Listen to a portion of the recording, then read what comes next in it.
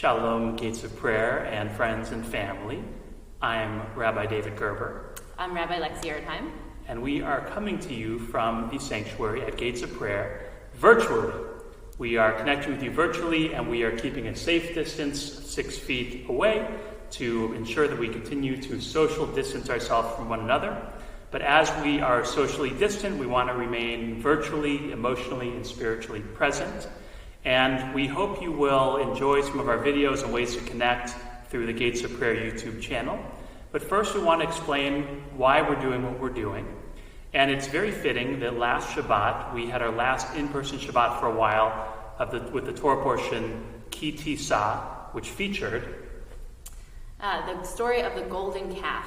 And this is a story that we're all pretty familiar with, but the Israelites are wandering through the deserts, and they stop at the foot of Mount Sinai, and they are waiting for Moses to come back down the mountain with the mitzvot, with the commandments.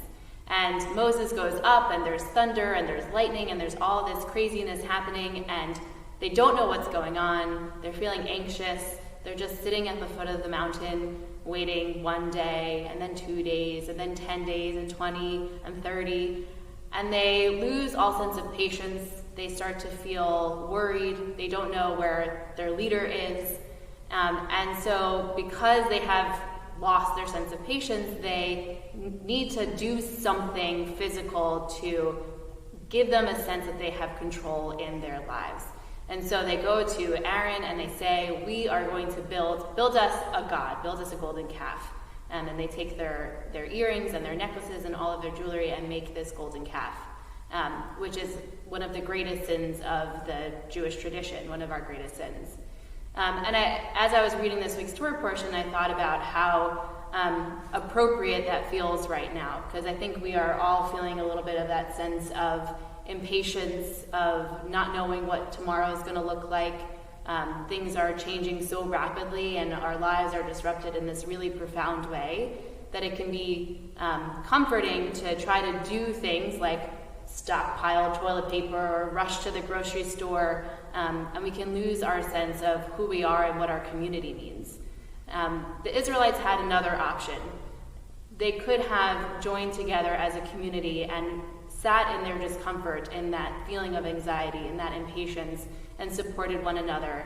And that is our hope for what these videos and what a lot of the programming that we're going to try to do throughout these next however long this might be, to find ways of supporting one another, of reaching out, of connecting, even if we can't physically be connecting, of spiritually and emotionally connecting with one another. That's right, and there's a teaching in this portion that reminds us that when God spoke to the people of Israel, God spoke in one voice, and then every person at Mount Sinai was able to understand it according to their own means and abilities.